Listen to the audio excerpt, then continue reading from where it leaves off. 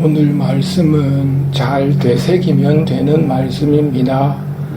읽고 생각해보고 읽고 생각해보면서 읽으면 되는 말씀입니다. 독서도 그렇고 복음도 그렇습니다. 시간상 복음의 말씀만 되새겨 보겠습니다. 예수님께서 제자들에게 말씀하셨다. 너희는 원수를 사랑하여라. 너희를 미워하는 자들에게 잘해주고 너희를 저주하는 자들에게 축복하며 너희를 학대하는 자들을 위하여 기도하여라. 내 뺨을 때리는 자에게 다른 뺨을 내밀고 내 겉옷을 가져가는 자는 속옷도 가져가게 내버려 두어라. 달라고 하면 누구에게나 주고 내 것을 가져가는 이에게서 되찾으려고 하지 마라. 이렇게 살면 우리만 손해 아닙니까? 이게 진짜 예수님의 가르침입니까?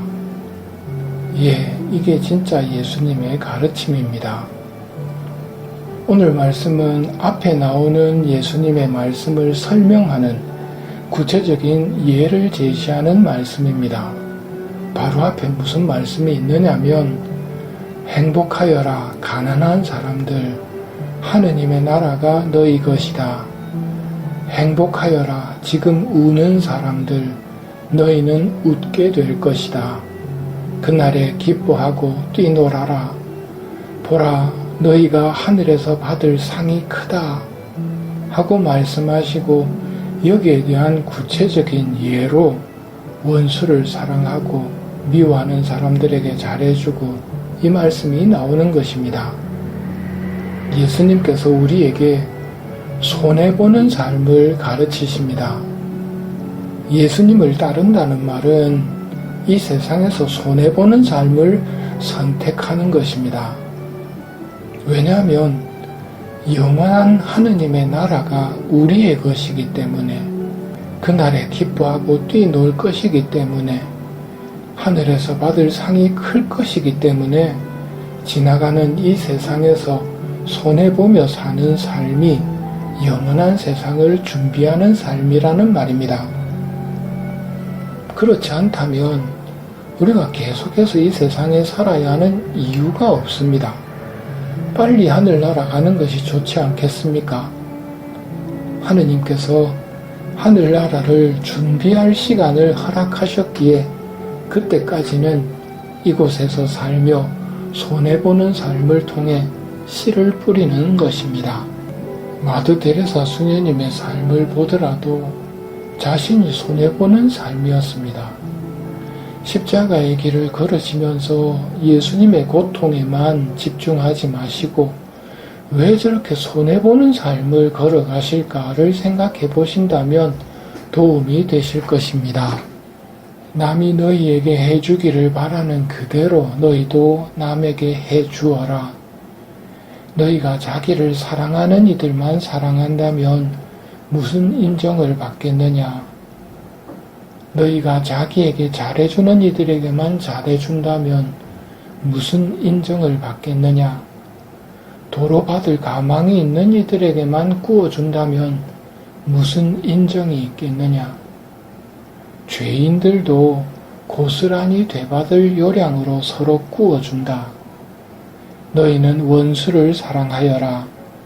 그에게 잘해주고 아무것도 바라지 말고 구워주어라. 그러면 너희가 받을 상이 클 것이다.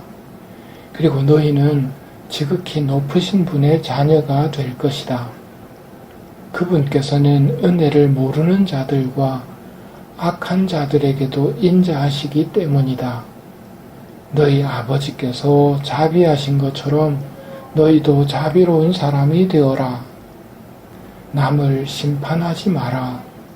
그러면 너희도 심판받지 않을 것이다. 남을 단죄하지 마라. 그러면 너희도 단죄받지 않을 것이다. 용서하여라. 그러면 너희도 용서받을 것이다. 주어라. 그러면 너희도 받을 것이다.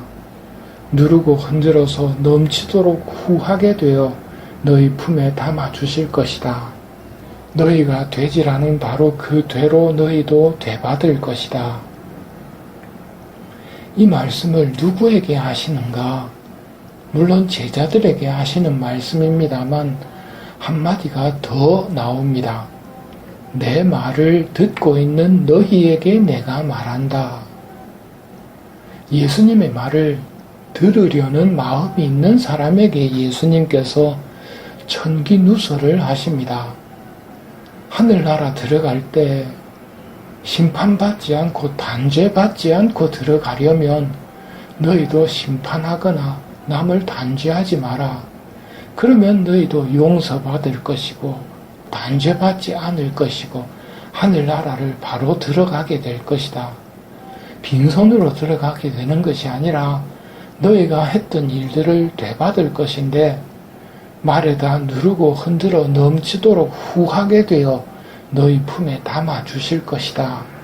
너희가 되지라는 바로 그 되로 너희도 되받을 것이다.